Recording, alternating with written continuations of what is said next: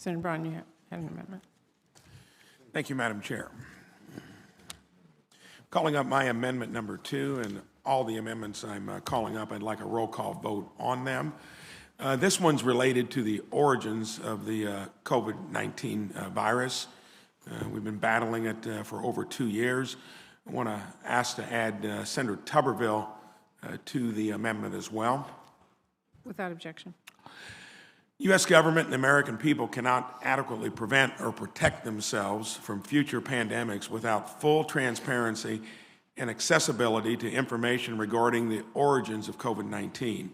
This markup and hearings held by this committee and others during the pandemic have focused on lessons learned and strategies to prevent our country from facing another pandemic. However, we cannot implement effective policies to prevent future pandemics or address this current pandemic without first knowing how it originated.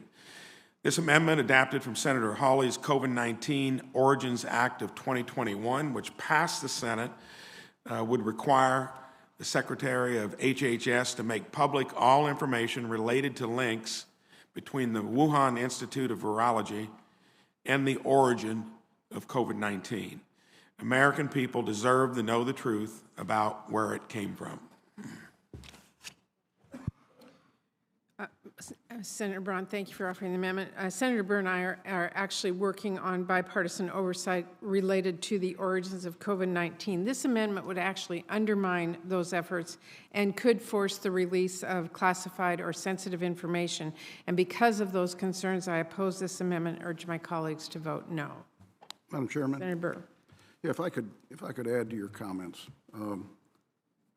As a member of the Intelligence Committee, as is Senator Collins and as the prior chair, this amendment was offered by Senator Hawley and referred to the Intelligence Committee. As every member of this committee knows, I've never denied, when I was chair, never denied any member to come in to seek review of classified information.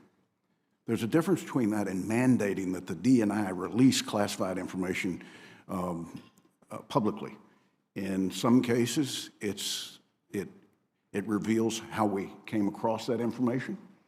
In other cases, it puts in jeopardy individuals and their lives that may be a part of that collection of that information. I just urge my colleagues, I'm going to vote against this.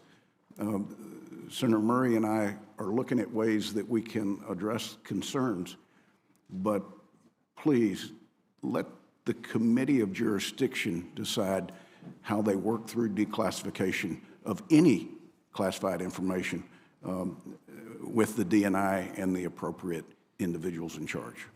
Thank you, Madam Chair. Other comments on this amendment? Senator Collins. I find myself to be really torn on this amendment. I believe the administration has not been forthcoming with what it has found out in connection with the lab in China.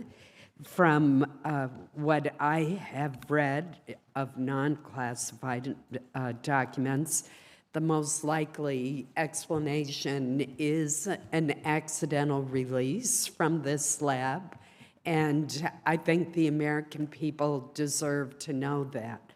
On the other hand, I am very concerned about infringing on the jurisdiction of the Intelligence Committee, and I'm concerned that this amendment is written in a way that it could force the disclosure of classified information as well as information that is unclassified.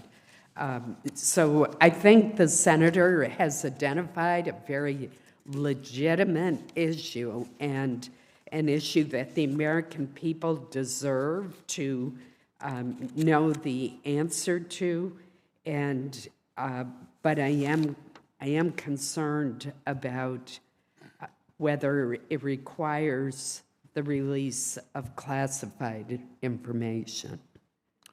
Madam Chair. Senator Braun. So I would remind everyone that it passed unanimously in the Senate to ask our intelligence organizations to release that information.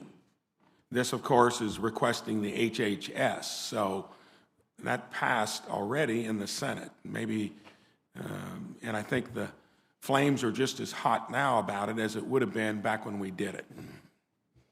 Senator Paul. I support this amendment. There's been a remarkable lack of curiosity on the origin of this virus. Over 5 million people have died worldwide. We have not had one hearing on gain-of-function research, whether there needs to be more regulation of this.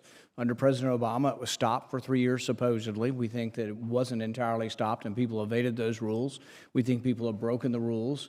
We think people have dissembled on this, and not one hearing on gain-of-function, and not one hearing on the origin of this virus. So I think there's a remarkable lack of curiosity approaching what some might think is a cover-up for people within the NIH who are funding this research in Wuhan. So we need daylight, we need information, and I think it's really